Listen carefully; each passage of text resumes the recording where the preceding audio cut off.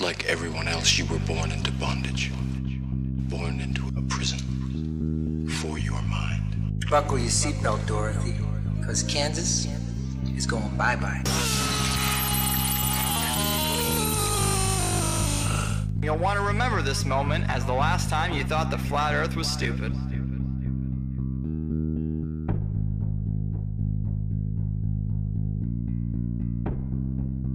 Hello everyone, this is ODD, and yes, I'm finally admitting that even though I don't like labels, I'm a flat earther. Based on my research for the past 10 months, our world is very different from the model that we are being taught by the authority on the matter. It took me a while to come to terms with this, and it took even longer to gain the courage to talk about it.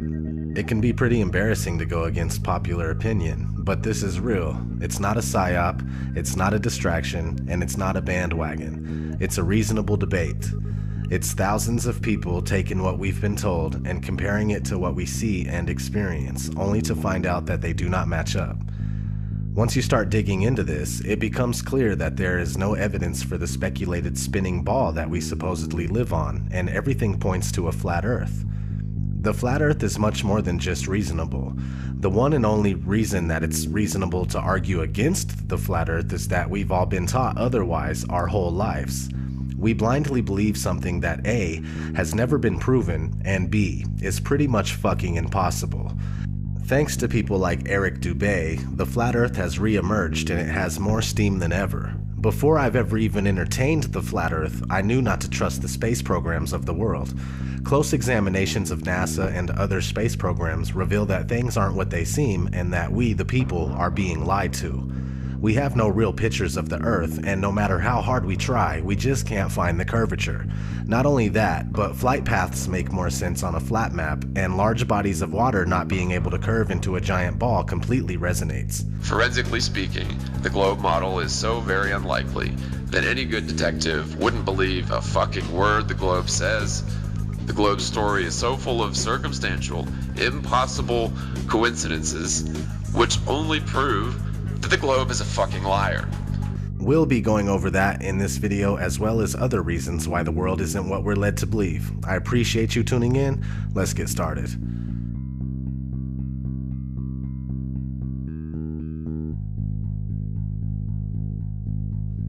Our daily observations of the Earth are consistent with a flat and stationary surface. Most, if not all, ancient civilizations knew that the Earth was flat.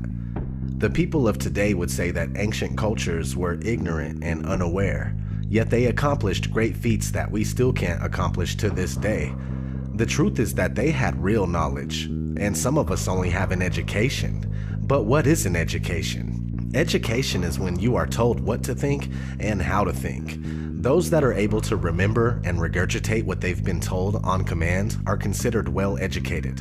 But there is a big difference between being educated and being intelligent. Just because you believe what you've been told doesn't make it true. In fact, the flat versus spherical Earth is a debate that has never really died. It's been raging for centuries. It was a huge argument as recently as the early and mid-1900s, but with programs like NASA, founded in 1958, the latter half of the 20th century was a win for the spherical Earth. It wasn't a question for the average person anymore. Though at the time the shape of the Earth was still up to be proven, NASA claims that they went to the moon and captured a shot of the spherical Earth as if they always knew it was indeed spherical. Those of you who think this technical difficulty was planned and think I'm scamming you, go do it for yourself. Because you're going to find the exact same thing. I got nothing to hide here. This is live on the air, okay? I'm going to zoom in on the Earth in Photoshop. Can you see the Earth? To image, adjust, levels, and I'm going to bring the levels over here. And I'm going to bring the levels up. Uh-oh. What is that?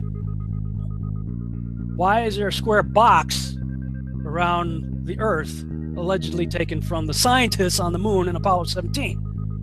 And people wonder why I don't trust NASA. That's why I don't trust NASA. I mean, they're always out there saying, you know, Rob, everybody's trying to show you stuff from space and you keep rejecting it. This is why I reject it. These guys are liars. you know?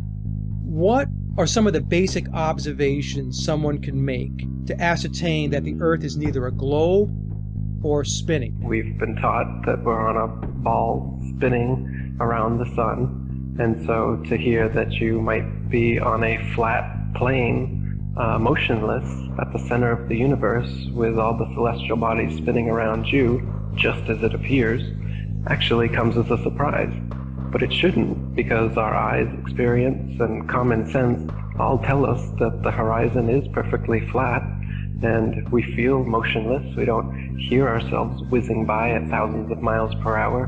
No matter how high amateur rockets or balloons have gone up, the horizon rises to the eye of the observer all the way up, and that's only consistent with a flat plane. Their theory just gets more and more wild as time has gone on, and so yeah, it began with the spinning Earth going 1,000 miles per hour, which is then circling around the sun at 67,000 miles per hour, which then they decided the sun wasn't a heliocentric model, but more of an acentric model, where they don't know where the center is, and we're just exploding out of a Big Bang.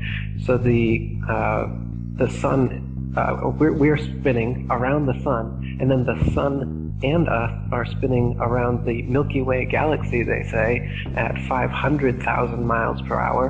And then the entire Milky Way galaxy, they say, is shooting off from the Big Bang at 670 million miles per hour, almost the speed of light.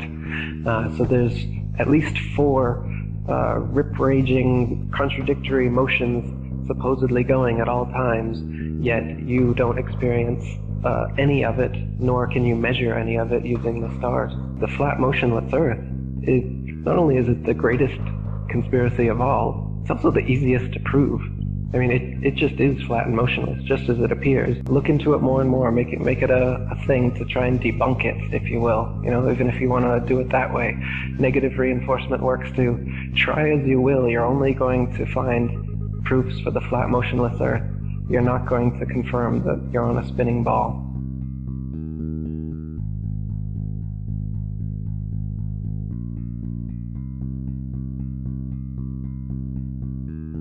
The curvature of the Earth eludes us. Either the Earth is much larger in circumference than we are told, or the curve just doesn't exist. People assume that there is a curve, but it's never really been proven beyond a reasonable doubt. Cameras with fisheye lenses, Hollywood movies, and NASA CGI are the closest we get to seeing curvature. The deception and the lies are just so pervasive, and they're just so deep that I swear it gives me a headache. The surface of water is always level. This is just natural physics. We know this, that water, if unobstructed and uncontained, will flow outwards, finding it the easiest course to maintain its own level, right? So, but the Ball Earth model claims that the oceans are huge 100-mile walls of curved water curving around the ball. That's ridiculous. They say that gravity makes this possible, but you don't see that. You go to the beach, you see a completely flat horizon, you see water just ever so gently coming up on the shore. So there's the pretty blue marble that NASA claims we are living on, with circumference of 24,901 and 3959 radius. So to find the curvature, you take 8 inches times your distance squared. That's 8 inches times your distance squared, and if you don't square the distance, you end up with this, and this is not what NASA has shown us. They have given us a beautiful blue marble that we love. So you get 8 inches for 1 mile, 32 inches in 2 miles, 16.6 feet with 5 miles, so on and so forth. So what I did is I shot this pier, which is in Daytona Beach, Florida, and as you can see, between the water and the walkway of the pier is about 12 to 16 feet based on the height of the people and the railing. So I started at Granada, which is 4.92 miles away, and I shot this, and based on that distance and the formula, there should be 16 feet of curvature, but obviously you can still see the entire gap under the walkway there between that and the water. So in addition to that, behind that pier is actually a lighthouse, which you can see right above the pier. You can see the light. That is 16 miles away from my location. And I shot that lighthouse. Now that lighthouse is 175 feet tall, and the curvature from 16 miles away should be 170 feet. You can clearly see about the entire lighthouse beyond that pier. So like I said, there should be 170 feet of curvature, but there's none. And those hotels there are even further. Those are in New Smyrna, which is 20 miles. If NASA is right, and there is, we do live on a ball, they're going to have to make up that curvature. If it's not in the 20 miles I'm shooting, well, then that means it's got to be made up further on down the line. So you can't have it both ways. You can't say we live on this ball and then say, oh, you can't detect the curvature. Well, you got to detect it somewhere, because if it's not dropping here, it's going to have to drop even more down the lines in order to make that circle, that ball they say we live on. And it's pretty round. That blue marble they give us is perfectly round. Lighthouses are one great example. The Isle of Wight Lighthouse in England, it's 180 feet high and can be seen up to 42 miles away, a distance at which modern astronomers say the light should fall 996 feet below the line of sight. Why can you still see it? Another one worth mentioning that people be familiar with is the Statue of Liberty. It stands 326 feet above sea level, and on a clear day can be seen as far as 60 miles away. Now, if the Earth was a globe at the dimensions that they give us, that would put Lady Liberty at an impossible 2,074 feet below the horizon.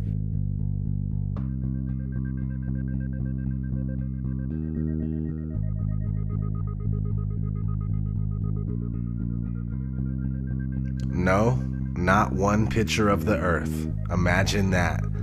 2016, and we still don't have a picture of our home. Thousands of satellites supposedly orbiting the Earth.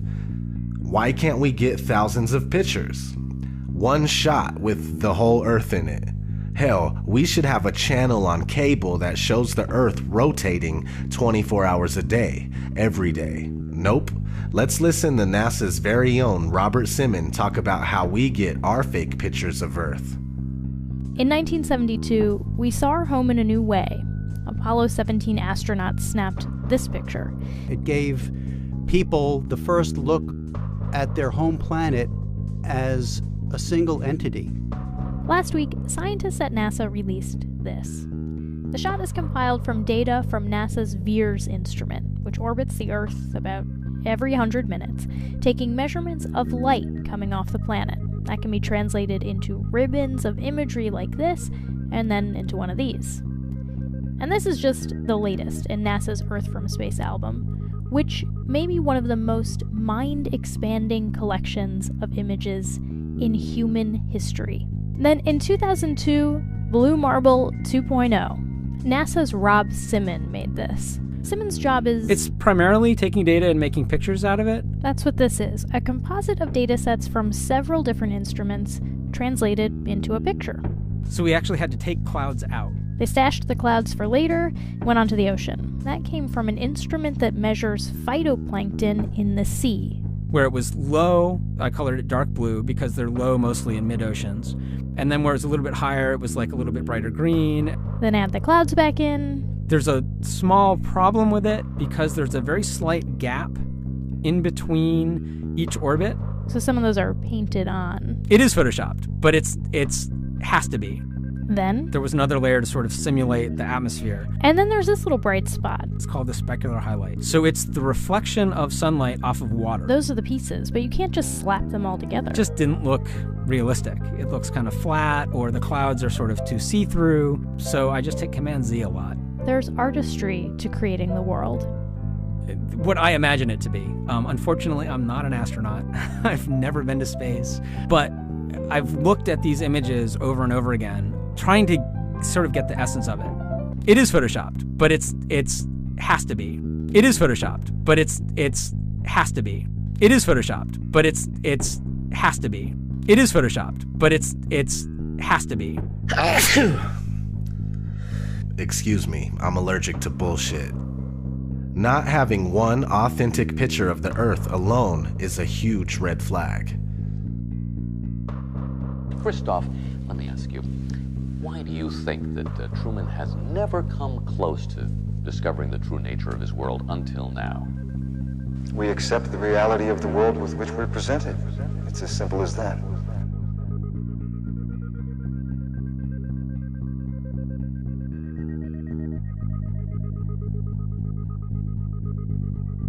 The flat Earth model is a working model. It's by no means definitive due to the nature of this massive cover-up. For the past 500 years, we've been completely buying into the Copernicus heliocentric model, but what we do know about the flat Earth is based on the azimuthal equidistant map that seems to be working out. This map goes as far back as the year 1000 and possibly earlier, now used as an official map by the U.S. Geological Survey and also as the official logo for the United Nations. Is this our real home being hidden from us in plain sight? I think it is. The first thing a lot of people say is, where's the edge? Well, look at this map where Antarctica is a 360-degree ice barrier that holds the water in. These ice walls are real and they stand 150 feet above the surface of the water. Then you need to understand that there is no independent access to Antarctica. Average people can only go there on a guided tour. It has no towns, no cities, and no permanent residences. What's past the 150-foot ice wall is anyone's guess. How far the ice extends, how it terminates, and what exists beyond it. The Antarctic Treaty, signed in 1959 by 12 nations and more later on, states that Antarctica is for peaceful purposes only, no military activities, just scientific research and government exploration. Expeditions by any party must be discussed in advance. It's the longest and most successful treaty between nations. The treaty also states that there are ships, stations, and equipment to ensure compliance of the treaty. Sounds like military activity to me.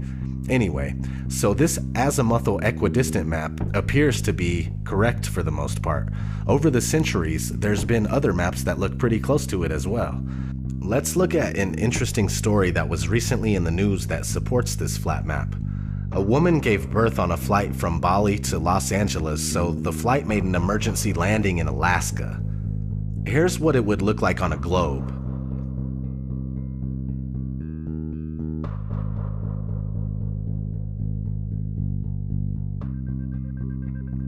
Now, here's what it would look like on a flat Earth.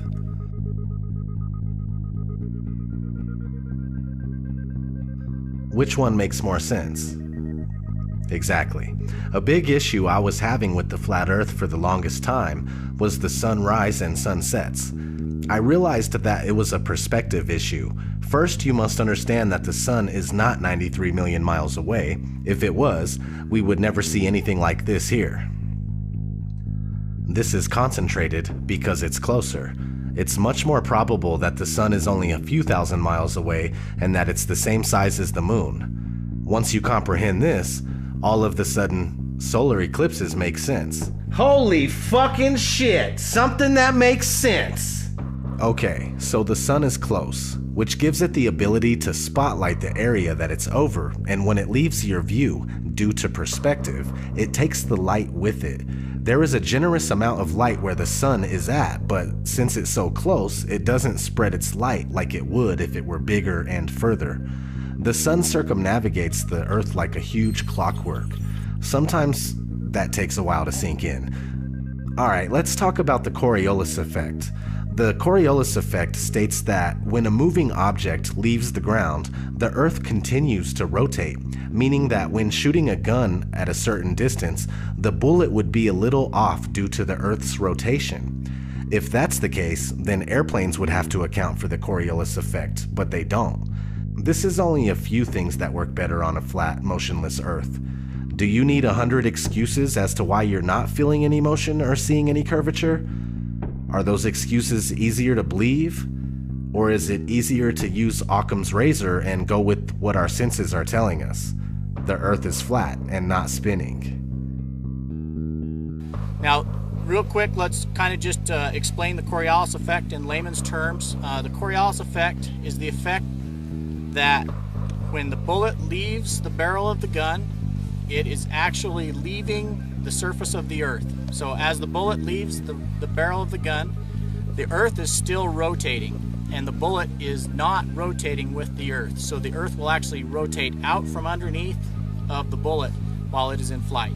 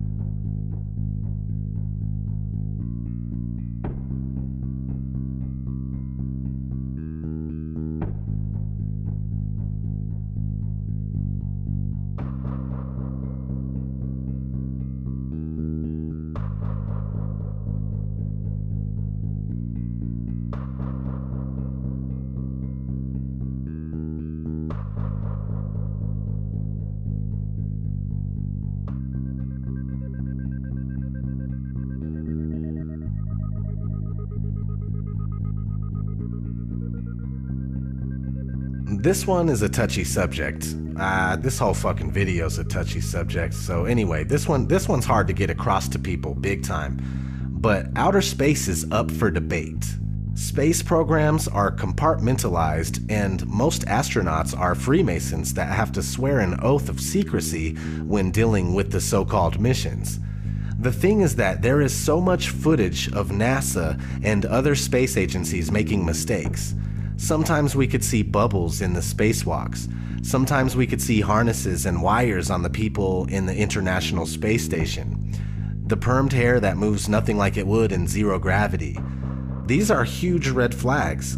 Not to mention the Van Allen radiation belt. The Van Allen radiation belt is a layer of energetic charged particles that is held in place around a magnetized planet such as Earth by the planet's magnetic field. Sounds kinda like a dome if there is one. Oddly enough, one of NASA's employees admitted that this radiation belt needs to be figured out before humans could pass through it. Listen closely. As we get further away from Earth, we'll pass through the Van Allen belts, an area of dangerous radiation. Radiation like this could harm the guidance systems, onboard computers, or other electronics on Orion. Naturally, we have to pass through this danger zone twice, once up and once back. We must solve these challenges before we send people through this region of space. Let's talk about satellites. We've already discussed how there are no pictures of the Earth, so are satellites even real?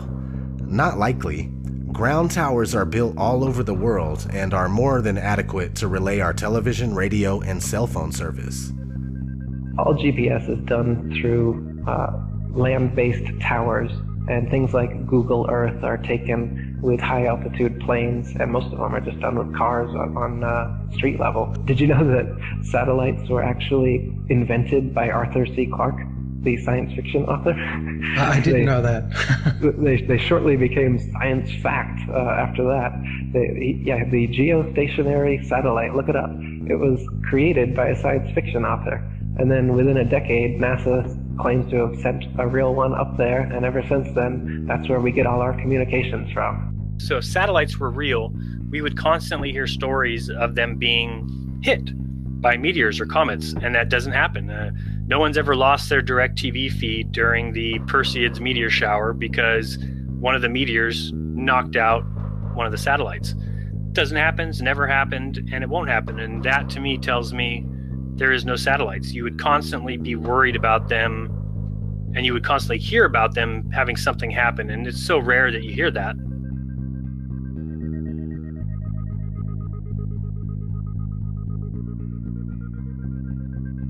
So you may or may not have heard the term cognitive dissonance. Cognitive dissonance is when new information challenges your beliefs and you just can't let go. It's just like that scene in The Matrix. No. I don't believe it. It's not possible. Stop. Let me out! Let me out! I want out! We have a rule. We never free a mind once it's reached a certain age. It's not easy going through this kind of deception and then realizing that your whole life was spent thinking and believing one thing when it's the opposite. Nobody wants to feel like they've been fooled, like they've been had. I'm a human just like you, and I never would have thought in my wildest dreams that I'd be on this kind of journey. This journey of realization and reckoning. This journey of putting everything I know to the side so I can absorb information that seems ridiculous, yet so sensible. It's time to say fuck it.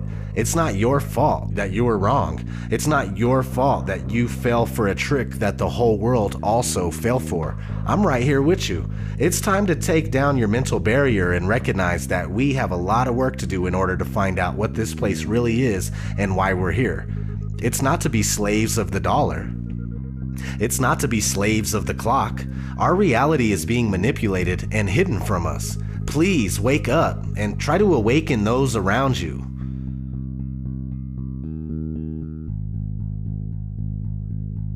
So how did this happen? Okay, let's start in the classroom. The first time anybody enters a school classroom, they are introduced to the globe model of the Earth. This three-dimensional scale model of the Earth that has never been proven was invented in the 1400s. Fast forward to 1927, a big-budget movie company called Universal Pictures came out with its movie intro, and guess what? The spinning ball Earth still hasn't been proven. This is 30 years before NASA was founded. Over the years, Universal kept coming out with similar logo intros, and to this day, we see the spinning ball Earth before many of the movies that we watch. Besides, there are countless movies about outer space that use the same model. We have been indoctrinated, and it's as simple as that. For the spherical Earth to remain unproven after this long is a wake-up call to everybody that lives here. We need to shed this programming right here, right now, and find out what the fuck is going on. No more embracing this sick illusion that was created by psychopaths. I'm going to keep searching for answers and trying to make something happen. All I want to know is, who's coming with me?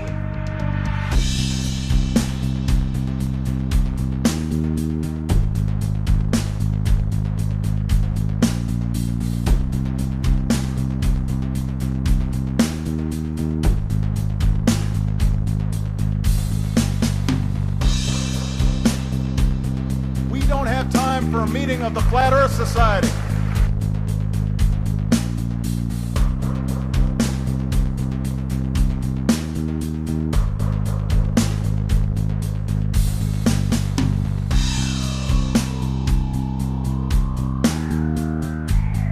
I'd like to be an explorer, like the Great Magellan. Oh, you're too late. There's really nothing left to explore.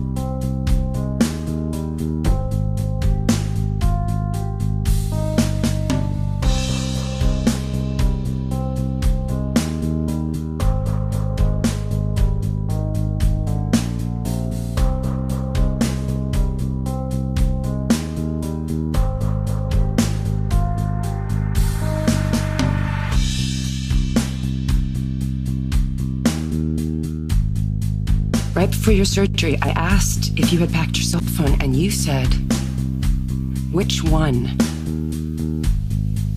When? Skylar, I was medicated. I mean, I could have said the world was flat. You know what I think?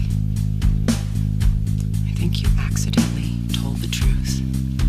The world was flat. You know what I think? You accidentally told the truth. The world was flat. You know what I think? You accidentally told the truth.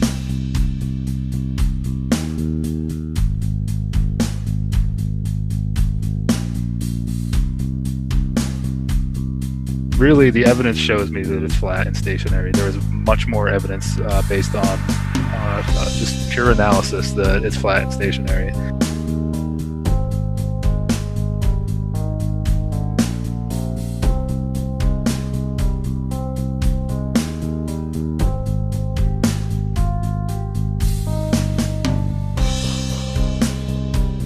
So it's not actually a sphere, it's oblate, and officially it's an oblate spheroid.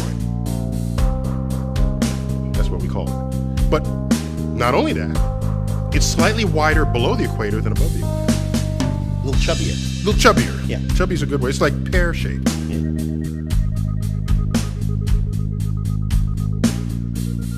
Really, we're in big trouble as far as lack of critical thinking and lack of free thinking. We really are in big trouble. We need to step it up as far as the awakening goes. You really need to put your thinking cap on, and you really need to start to look at these things and look at them with a critical eye and with a critical mind.